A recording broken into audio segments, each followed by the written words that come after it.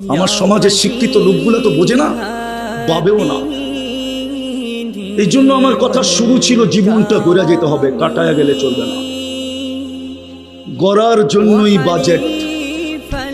শুধু তো একটা দেখাইলাম, এই শরীরটা খুইলা শতটা দেখানো যায়, শতটা। সময় হবে না, নাইলে খুইলা দেখানো যায়।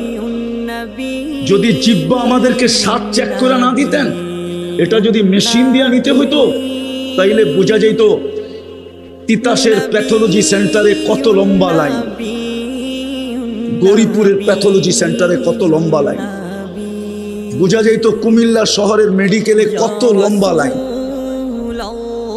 জিহ্বা তো স্বাদ চেক করে দেয়, বিদায় ওইখানে লাইন পাওয়া যায় না।